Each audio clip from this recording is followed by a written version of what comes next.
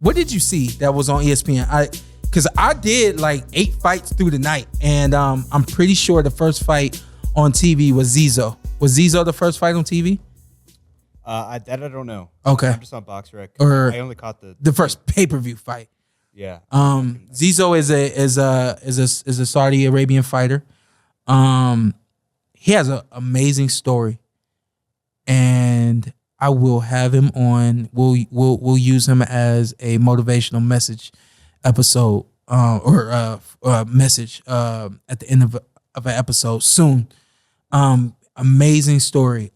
For those that don't know, sports in general is not really relevant in the Middle East. Of course, they have football and other sports, but it's just not really, it's not pumping. It's not, thriving like it is in most countries. And so what Saudi Arabia is trying to do now is introduce boxing to the areas that don't have or have not been introduced to boxing, and just kind of spread the wealth of sporting events throughout the Middle East. And so Zizo grew up loving boxing and wanting to box, but because it's not as relevant over there, he wasn't able to get the kind of training and the kind of sparring that he wanted to get. He told us a story that he would train basically on the concrete ground and would put up ropes around the concrete ground. He said eventually they were able to build a floor. He said that there was a bad rain because the roof had a hole in it, ruined the floor.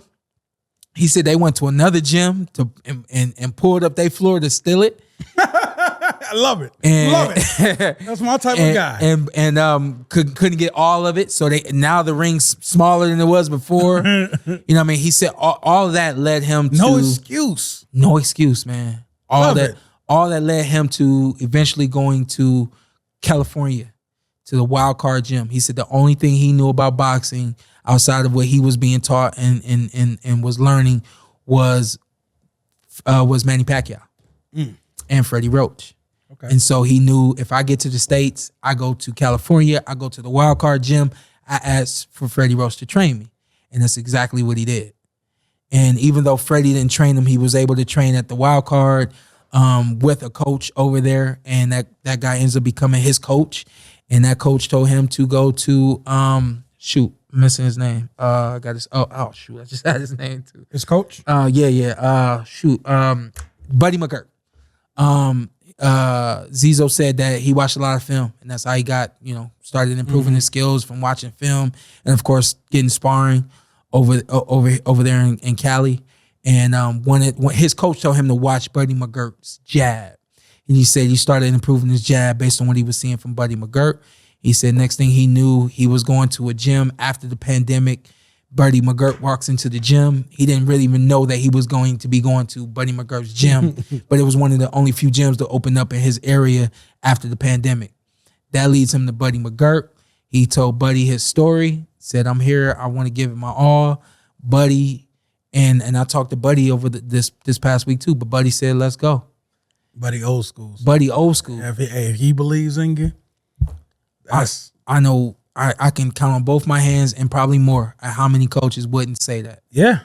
And I told Buddy, I said, first of all, man, thank you for taking this kid under your wing. I said, he's a special individual, and I do believe that you can help him go a ways. And I asked Zizo, I said, yo, what have you learned from Buddy outside of boxing? He said, Buddy just always tells me to trust the process. And I was like, wow.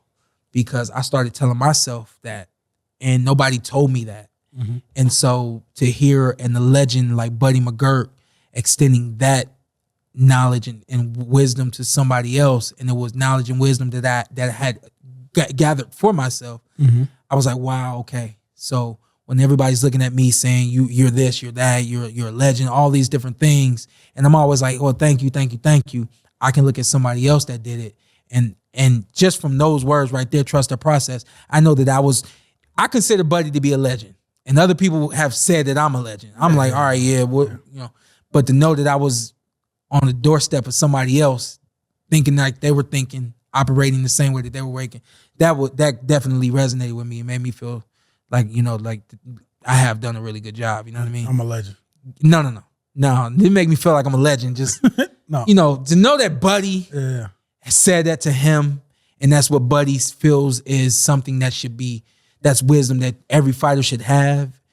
For me to have confirmation that I had that wisdom without anyone giving it to me helped me understand why I got as far as I've gotten and why people considered me to be a legend. And I think that was his second fight this week. Second fight. Yeah, And that was a banger for yeah. him. So dude gets on the Martinez get in the weigh-in, gets in Zizo's face. And nothing but pride from Martinez. I think Martinez is Colombian. Nothing but pride coming from him. And he said, yo, I'm coming to win. And my man was trying to win. 4 rounds of hell. 4 rounds of Entertainment. Yeah. And he dropped Zizo in the first round. So now you're down. Yeah. 10-8. Yep. So and you only got 4 rounds. 3 rounds to make this up. And Zizo came back. I know. That's why I'm looking at scorecards. Yeah. I'm like, you're already in the hole. It was not a hometown decision. Okay. Zizo came back. And earned it. Yeah, and earned it. And we went to the corner for a second. You could hear that Buddy told him to use his jab. Mm-hmm. And I had said that. I said, Zizo's going for the big knockout. He's out here around all of his people. He's doing a little bit too much. Mm-hmm.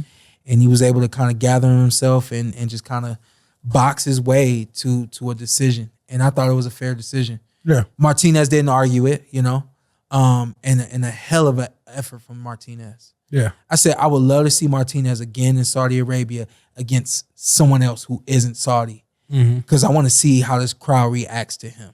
They were against him because he's against their guy. Yeah. But the way he fought and how entertaining he was, you couldn't hate on him. Yeah, sometimes you just gotta accept great entertainment. Yeah.